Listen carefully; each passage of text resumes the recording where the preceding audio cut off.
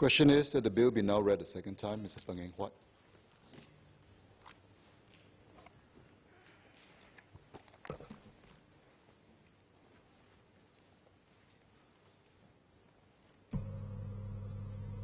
Thank you, sir. Mr. Speaker, it is hard for anyone to believe that in this modern age, we still sometimes cannot have a clear definition of what constitutes a valid vote in an election. I've seen a ballot paper with a faint squiggly cross marked inside a demarcated box rejected by an assistant returning officer or ARO on the basis that the intention of the voter was not clear. I was flabbergasted and perplexed at the same time on how the ARO could arrive at such a conclusion. The said voter could easily be an elderly person who, for some reason, could not imprint a more forceful mark on the ballot paper, but that did not mean his or her intention was not clear in any way. I've also seen ballot papers with a thick and a diagonal line drawn across it, well within the demarcated box for the preferred candidate, being marked for rejection. The reason? A tick means yes, but the diagonal line across it forms an X, which means no. So yes and no at the same time, the intention of the voter was not clear. Yet I have seen an X mark on the party logo area counted as valid. I've also witnessed symbols and expletives in the demarcated box of a ballot box counted as valid as well. When I asked the returning officer to adjudicate on the validity of the rejected votes, he said that the individual ARO at the respective counting table has the authority to decide on such matter. Sir, in the 2 general elections I've contested, there were at least 6 counting tables in each of the counting centers. So I'm looking at potentially 6 different interpretations of what constitutes a valid vote just in one counting center alone. How can we call ourselves a developed country when we cannot even define in simple terms or without ambiguity what is a valid vote?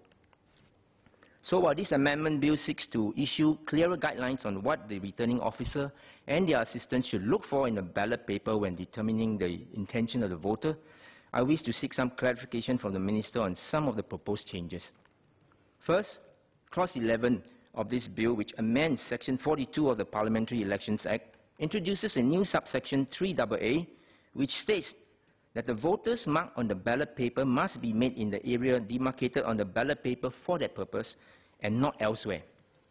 Sir, to the visually impaired or elderly with poor eyesight, putting a mark squarely within the area demarcated on the ballot paper can be challenging, especially if these voters do not want any help to do so for whatever reason. I'm sure many of us in this House would have come across ballot papers with the voters marked imprinted outside the area demarcated for that purpose. I believe the intention of these voters were in no way unclear. However, such votes would be deemed invalid under the proposed amendment to Section 42 of the Parliamentary Elections Act. We are an aging society and we will see more and more elderly voters in time to come. I have utmost respect for these voters who, despite their advanced age or disability, are determined to play a role in shaping our democracy come what may. It would be sad to know that their effort and passion will be in vain with the proposed amendment. I seek more information from the Minister to address this concern. Separately, I hope the Elections Department could also look into designing a ballot paper with a larger area demarcated for the voters to mark with greater ease. Second, Clause 15, which amends Section 50 of the Principal Act, introduces a new subsection 2A to instruct the returning officer when determining whether a mark made on a ballot paper clearly indicates the voter's intention to vote for the candidate or groups of candidates, to disregard any mark that is not made within the area demarcated on the ballot paper for that purpose.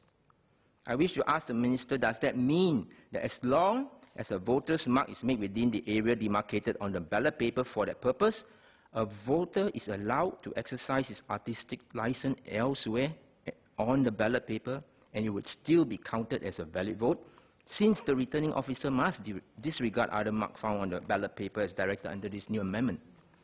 If a voter were to cross out the name of a particular candidate with words like clown, my hero, or Mr. Bean, and then proceed to put an X in the area demarcated on the ballot paper for that purpose, would the returning officer be compelled to treat it as a valid vote under this proposed amendment to Section 50 of the Parliamentary Elections Act.